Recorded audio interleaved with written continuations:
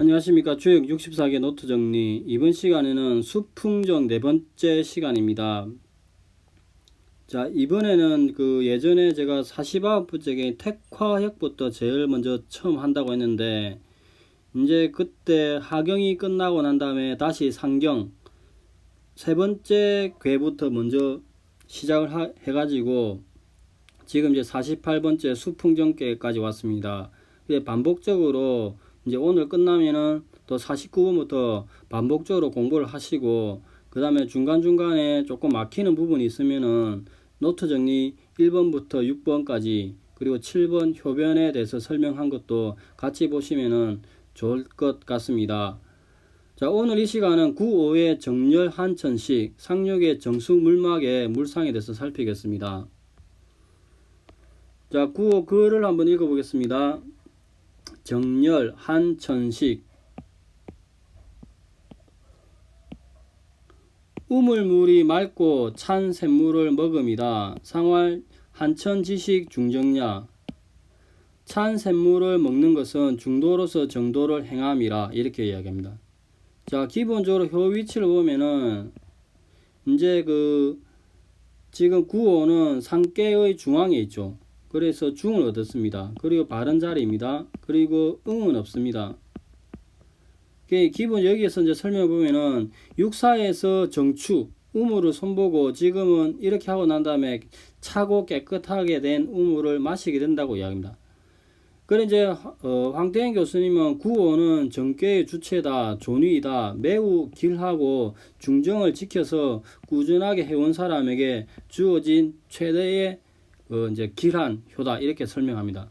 그러면은 이제 우물을 이렇게 차고 한천씩 차가운게 된 이 우물을 마신다는 의미가 이제 어떠한 의미를 가지는지 이제 실천적으로 효를 검토할 필요가 있을 것 같습니다. 그리고 이제 상륙에 대해서 살펴보겠습니다. 정수물막, 유부원길, 우물물을 걷어내고 절대 덮지 아니하니 믿음이 있으리라. 크게 길하니라. 원길재상 대성야. 크게 길한 것은 위에 있다는 것을 크게 이름이다, 이렇게 이야기합니다. 크게 이룸이다, 이렇게 얘기합니다. 그러면 수풍정은 이렇게 이제 상계의 제일 끝이죠. 그리고 정은 아니고 그 다음에 응은 있습니다. 그러면은 이 정수물막 덮개를 두지 말라고 이야기하는 것은 이 우물을 공공재로서 이제 최대한 효과를 발휘하는 거죠. 여러 사람이 같이 이 우물을 논아 먹음으로써 이익의 효과를 최대한으로 끌어올린다, 이런 의미가 있습니다. 일반적인 설명은 자신의 마음을 수양한 뒤에 자기 혼자만 수양에 힘쓰지 말고 천하의 공공선을 베풀어서 다른 사람을 두루 기를 줄 알아야 한다, 이렇게 이야기합니다.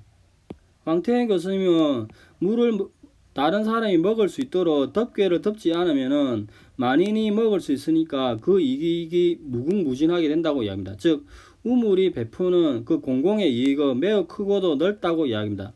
즉 우물을 여럿이 먹는 공기와 같으니까 이 상륙의 물상은 우물이 상징하는 그 괴의 제일 최고의 완성이죠. 그 다음에 다산의 설명을 보면은 우물을 사용한 뒤에 철수하더라도 다른 사람이 와서 먹을 수 있도록 하려면 덮개를 덮지 말아야 한다. 제사를 드림에 있어서 믿음이 있으니 제사를 드리는 군주에게 기람이 있을 것이다. 군주에게 기람이 있고 군주가 위에 군림하고 있으니 이는 크게 이루어질 것이다, 이렇게 이야기합니다.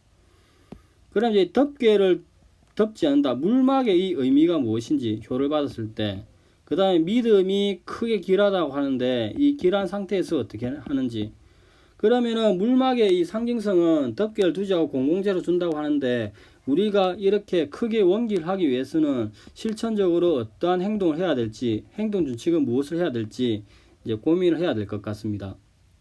그리고 여기서는 이제 크게 이루어진다고 하는데 크게 무엇이 이루어지는지 이제 이것도 나중에 실천적으로 구체적인 상황에서 조금 더 검토가 필요한 지점인 것 같습니다.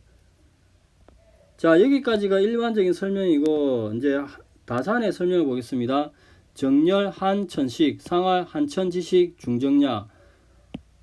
우물의 물이 맑고 시원하니 차가운 샘물을 먹음이로다. 상활 차가운 샘물을 먹는 것은 오위에 있는 강이 중정으로 말미암은 것이다. 이렇게 이야기합니다. 즉 강 중에 오위가 최고의 지위에 이르렀다 이 말이죠. 자, 정열의 물상을 보면은 기본적으로 이렇게 그 수풍정의 물상은 본상은 이렇게 지천태로부터 왔죠. 지천태가 구오가 효변하니까 이제 지풍승이 되죠. 그러면은 기본적인 설명은 이렇게 그 지천태에서는 곤인데 곤은 달달한 맛을 이야기죠. 리는 쓴맛이고 곤은 단맛을 이야기합니다. 그리하여서 이렇게 추위를 하게 되면은 이제 위에 있는 건천은 매우 깨끗한 천이고 학계에 있는 풍은 손으로서 깨끗하게 정결히 함의 물상을 이야기하고 그 다음에 중간에 이렇게 얘도 이렇게 낮에 있는 조금 낮게 있는 물이 있죠. 그래서 일반적인 설명을 보면은 지천태에서 상계 고는 단맛을 이야기하고 학계 5과 1로 내려오는 추위를 하는 상이 되니까 정결함, 손의 깨끗함, 정결함의 물상이 나타나죠. 그래서 물이 감미롭고 맑은 것을 열이라고 이야기합니다. 한자 열의 의미가 그렇다 이겁니다. 그 다음에 위에 있는 감천은 깨끗한 천, 차갑고 맑은 천이라고 합니다. 그래서 아래는 정, 위에는 감천, 이렇게 물상을 도출해야 되는 거죠. 그 다음에 한천식은 차가운 물을 마시게 된다고 이야기하는데 이 수풍정의 본께는 지천태로부터 왔죠. 지천태 1이 이렇게 사로 올라가죠. 그래 그거는 기본적으로 차가움의 물상이죠. 얼음의 물상이 있습니다. 이 물상은 이 강이 이렇게 올라가니까 이렇게 위로 오니까 한천에 차가운 물에 물상이 나오게 되는 거죠. 글을 한번 읽어보겠습니다. 우물의 물이 맑고 시원하니 차가운 샘물에 먹음이로다. 상활 차가운 샘물을 먹는 것은 제5위에 있는 강의 중정으로 말미암은 것이다. 이렇게 이야기합니다. 자, 그 다음에 상륙에 대해서 보겠습니다. 정수물막 유부원길 상활 원길재상 대성야 우물을 사용한 뒤에 철수하더라도 다른 사람이 와서 먹을 수 있도록 하려면 덮개를 덮지 말아야 한다. 제사를 드림에 있어서 믿음이 있으니 제사를 드리는 군주에게 길함이 있을 것이다. 상활 군주에게 길함이 있고 그 군주가 위에 군림하고 있으니 크게 이루어질 것이다. 이렇게 이야기합니다. 자, 덮개를 덮지 마라 이런 이야기를 하는 거죠.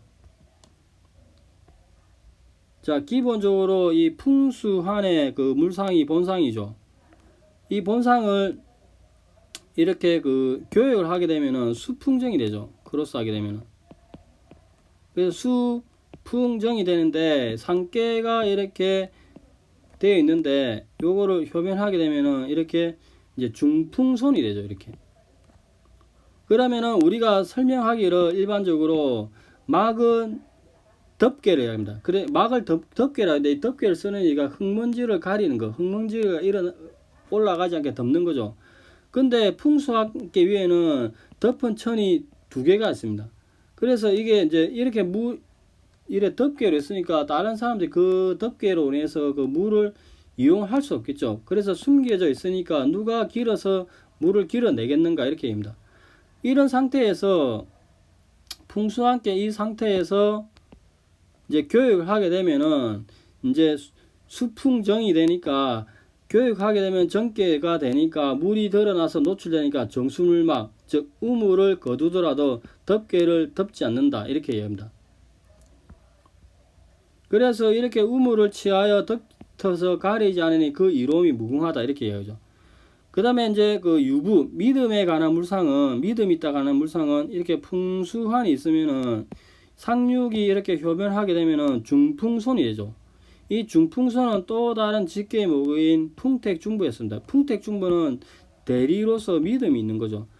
그래 추위를 하더라도 여전히 이렇게 리의 믿음을 간직하고 있으니 중풍손이 되어도 여전히 이를 그대로 간직해서 믿음이 있다 이렇게 한다. 원길은 이렇게 그 효변한 중풍선의 물상을 보면은 이 중풍선은 천산둔으로 왔죠. 근데 기본적으로 이 풍택중부에서도 제사의 상이 있다고 합니다. 그래서 이렇게 왜 제사의 상이 있냐면은 여기에 리의 믿음이 있고 여기에 손의 정결함이 있으니까 기본적으로 제사의 상이 있죠. 이런 상태에서 직계인 중풍손의 모계인 천산둔에서 설명을 보면은 이제 둔께로 추위를 하게 되면은 둔께에서 추위를 하게 되면은 중풍손이 되니까 겸손과 겸손, 즉 이렇게 손과 손이 이렇게 두 개가 있는 거죠. 위도 손, 아래도 손. 정결함이 두 개가 있으니까 왕의 제사가 겸손하고 겸손하니 길할 것이다. 이렇게 이야기합니다. 그 다음에 이제 크게 길하다는 것은 이게 수풍정 본상이 상육이 효변을 하게 되면은 중풍손이 되죠. 그래서 상깨도손, 합깨도손. 그러니까 겸손함이 물상이 있고 그 다음에 이 중풍손이 된 이 직의 제일 끝 부분이 이렇게 양강으로 끝나죠. 그래서 양으로 종결되니까 대성약의 물상이 도출해 냅니다. 자, 글을 마지막으로 읽어보겠습니다. 우물을 사용한 뒤에 철수하더라도 다른 사람이 와서 먹을 수 있게 하려면 덮개를 덮지 말아야 한다. 제사를 드림에 있어서 믿음이 있으니 제사를 드리는 군주에게 길함이 있을 것이다. 상활, 군주에게 길함이 있고 군주가 위에 군림하고 있으니 크게 이루어질 것이다. 이렇게 이야기합니다.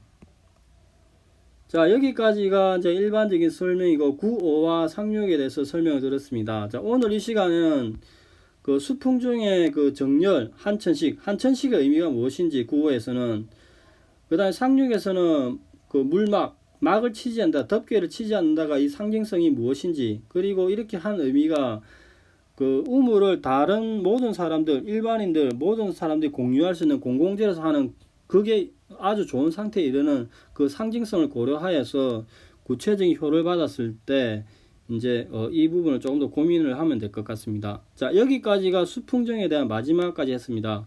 그러니까 기본적으로 이제 많은 시간이 흘렀는데 제가 예전에 노트 정리한 것을 이제 주역 노트 정리한 것을 이렇게 그 유튜브에 올리려고 해가지고 이제 그 아이패드를 이용해서 이렇게 부족하나마 제가 공부한 것을 올렸는데 나름대로 설명을 하려고 했는데 부족한 부분도 많이 있었지만은 이걸 이제 주역을 혼자 공부하시는 분들도 제가 한 것을 보고 취할 것은 취하고 버릴 것은 버리고 취사 선택을 해가지고 공부를 하는데 주역 공부하는 데 있어서 조금 더 발전적인 방향으로 갈 수 있기 위해서 제가 한 것이 계단처럼 조금 도움이 되었으면 좋겠습니다. 그러니까 디딤돌처럼 제가 한 것이 여러 이 유튜브 들으시는 그 노트 정리를 들으시는 분한테 조금이나마 도움이 되었으면 좋겠습니다. 그리고 교수님 견해를 될 수 있으면 그대로 옮기려고 많은 노력을 했는데 제가 게을러서 또는 실력이 부족해서 제대로 옮기지 못한 측면이 있는 부분은 전적으로 제가 실력이 부족한 측면이 있으니까 그 부분도 널리 이해해 주시기 바랍니다. 그리고 이제 제가 49번부터 설명을 하고 난 다음에 이제 학계를 다 끝내고 상경은 3번부터 설명해가 지금 48번까지 왔죠. 그 중간에 점 치는 거를 설명을 이제 중간중간에 했는데 요것도 정리를 한번 할까 고민 중인데 중간에 제가 노서 정리한 걸 꾸준하게 들으신 분들은 이 고형의 전법이라든지 동전 점 치는 거를 제가 때마다 설명을 했으니까 그거를 면밀하게 보시면은 점 치는 부분도 그렇게 어렵지 않을 거라 생각을 합니다. 자, 오늘은 여기까지 하겠습니다. 감사합니다.